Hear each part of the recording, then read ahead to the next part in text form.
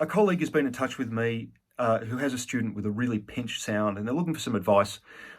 When I come across a student with a really pinched or tight or restricted sound, the first step is always mechanical. Make sure there's nothing in the horn, no blockages, no leaks, anything that could be causing that that's not the player's fault or a responsibility of the internal mechanics.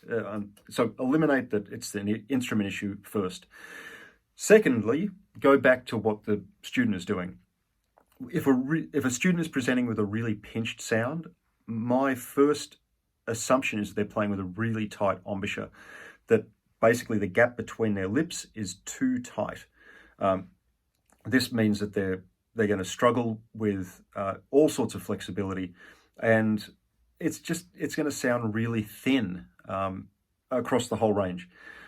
Conversely, people could play with a really big, meaty sound down low, but then it gets very, very thin up high.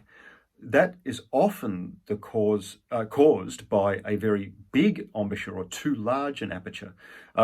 As an example, I'm going to play with a really wide open aperture. This is it's uncomfortable to set up, but it's worth it for the example.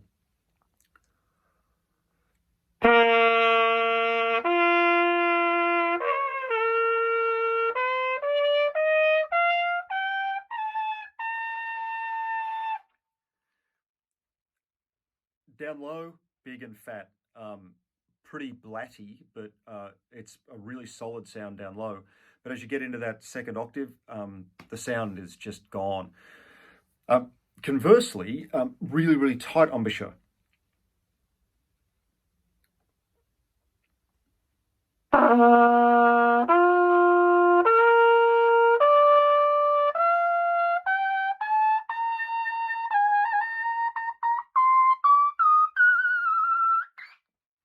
Now, you can access an upper register there, but it sounds terrible and feels awful.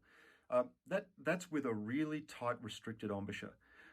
Now, the trick that I'd like to use here is get a student to spit out. Obviously, don't do it in a studio. Have the student do it at home. Try it outside would be best, particularly because we're in the middle of coronavirus. You don't want people spitting anywhere near you. Get them to use some grains of rice or watermelon seeds are ideal. It's the wrong time of year here in Australia for that. But have the student put that on the tip of their tongue and then spit it out between their teeth.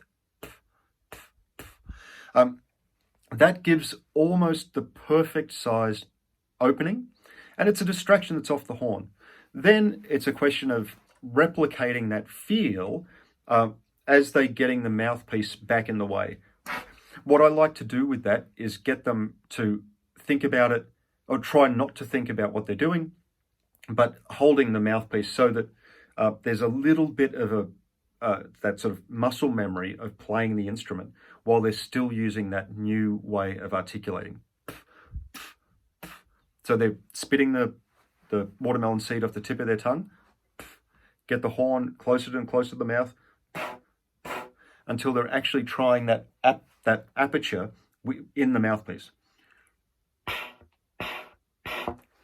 That'll feel a bit strange, and there'll be that internal cup resistance from within the mouthpiece, but that's the step that needs to happen to be able to undo that old way of playing with that really, really tight embouchure.